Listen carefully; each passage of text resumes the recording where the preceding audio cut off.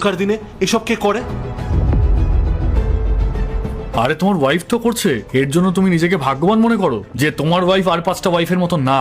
আর ওর বানানো খাবারে তোমার সমস্যাটা কোথায়? উনি কি ভালো খাবার বানাতে পারেন না? আপনি কি ভালো খাবার রান্না করতে পারেন না? না স্যার, আমি ভালোভাবে খাবার বানাই।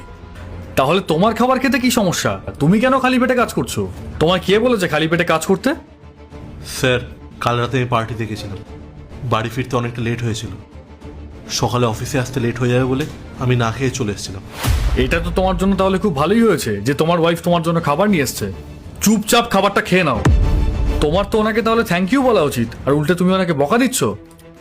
আরে কার ওয়াইফ এত দূর থেকে এসে খাবার দিয়ে যায়?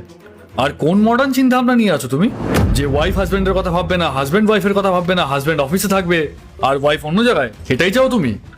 নিজেকে ভাগ্যবান মনে করো যে তুমি এরকম একটা বউ পেয়েছো, তোমার এত খেয়াল রাখে, তোমাকে এত রেসপেক্ট করে। আর তোমার কি এগুলো সহ্য হচ্ছে না নাকি? এরকম কোনো ব্যাপার না স্যার, আসলে আমাদের মধ্যে কোনো মিলই নেই। ও গ্রামে বড় হয়েছে আর আমি শহরে। আরে ভাই, ভাবনা চিন্তা যখন মেলে না তাহলে মেলানোর চেষ্টা করো। দেখছো না ও কত ভালো মেয়ে, তোমাকে কত রেসপেক্ট করে। যেখানে আজকালকার মেয়েরা মুখে মুখে তর্ক করে, সেখানে ও তোমাকে এত রেসপেক্ট করে, সম্মান দেয়। আর কি চাই তোমার? আর কিভাবে মেলানো যায় ভাবনা চিন্তা আমায় একটু বলো দেখি তুমি, আমিও একটু শুনি। আর ও তোমার জন্য কি করে না? স্যার, আমি ওকে শুধু মাঝে মাঝে মডার্ন জামা কাপড় পরতে বলি, কিন্তু ও পরে না। ও যখনই বাড়ি থেকে বেরোয় শাখা, সিঁদুর, গলার মঙ্গলসূত্র পরে ঘোরে।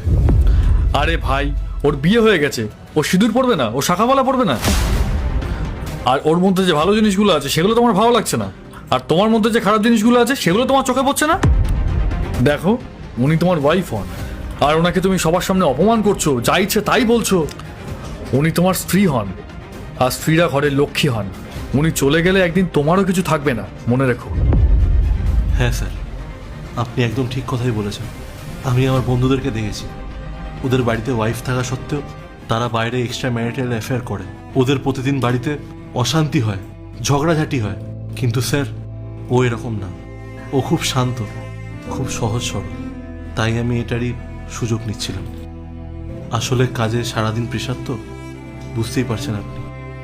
তো কি এটা জরুরি নাকি যে সেই রাগ তুমি ওর উপর বাড়িতে গিয়ে দেখাবে? কি বলছো তুমি এসব? Sorry sir. যাও, ড্রাইভারকে গিয়ে বলো ওনাকে বাড়িতে ছেড়ে দিয়ে আসতে।